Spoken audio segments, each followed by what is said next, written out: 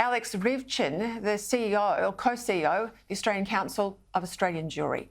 Alex, thank you again for your time. I sort of expected this rot from the Greens, you know, anti-Israel, a whole lot of ignorance. But geez, I was surprised to see that two teal MPs joined in. What was your reaction? Well, I was as surprised as you, but, you know, we found it quite appalling, as we made clear in a letter to the two teals that we sent earlier today. It's not difficult to do the right thing in these circumstances. It's not difficult to look at the slaughter of 1,400 people in their homes, at 250 young people massacred at a rave, to look at scenes of babies slain in their cribs, of people dragged off to captivity. 200 people, 200 Israeli civilians remain in captivity by the sadists and barbarians that Hamas are in Gaza at the moment. It's not difficult to look at that and just to simply condemn it. But these teals, unfortunately, felt compelled to engage in these moral equivalences, these false equivalences, and side with the Greens. And as you said, they both issued statements this morning which whitewashed the fact that they stood with the Greens temporarily, and only highlighted the fact that they ended up voting in favour of the resolution. But their conduct has been noted and it won't be forgotten. Yeah, I'm interested in that won't be forgotten bit, because we know a lot of these teal seats have significant populations of Jewish Australians. What sort of reaction in those communities have come from this pretty shameful behaviour? Well, I know that the members of the Jewish community in those seats are absolutely appalled and outraged, and many of them have contacted their MPs to let them know exactly how they feel, how let down they feel.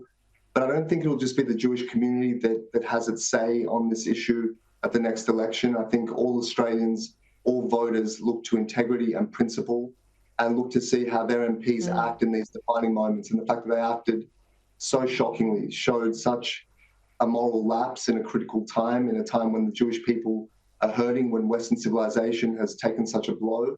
I think that they'll be punished at the polls next time.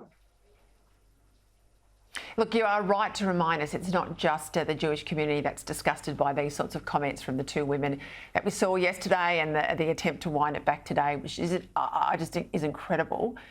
I've got to ask you too about comments. They came in late this afternoon. Labor Senator Fatima Payman, she condemned Israel for its response to the Hamas terror attacks. Watch this.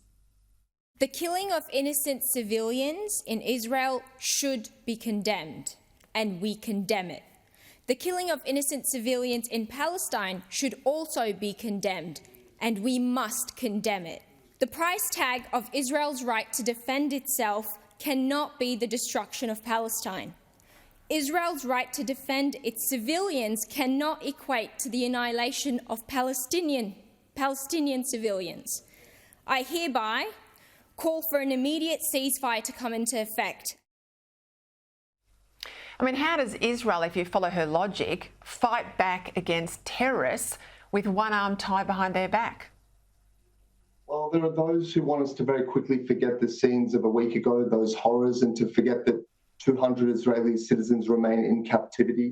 And they want to draw us into these arguments about root causes and false equivalences and both sides and this sort of nonsense. But all decent people will recall what happened, the atrocities that occurred. We certainly will never forget them. And the fact that what Israel now does, it's not about harming Palestinian civilians. No one is interested in doing that. That's where Israel is different to Hamas. It's about returning the captives to freedom. It's about eradicating Hamas entirely and ensuring that in future they can never do this sort of thing again.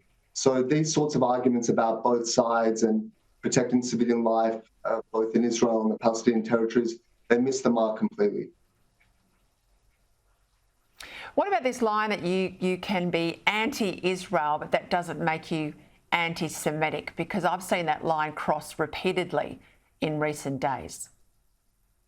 One can certainly criticise Israeli politicians and aspects of Israeli policy, and no decent person, no reasonable person would consider that to be anti-Semitic. No one has ever made that argument. But what we've seen in the last few weeks is individuals who claim to be pro-Palestinian or critical of Israel really reveal themselves for having a very deep-seated hatred of the state of Israel, hitting at it in its darkest, most traumatic period of time, attempting to draw equivalences between the state of Israel and the terrorists that it needs to fight. So I think there's a very clear distinction between reasonable objections to matters of policy and something far more deep-seated and something far more elemental, which is often a contempt for the Jewish people expressed as a criticism of Israel. And the right to Israel existing at all. Alex Ryvchin, thank you for your time.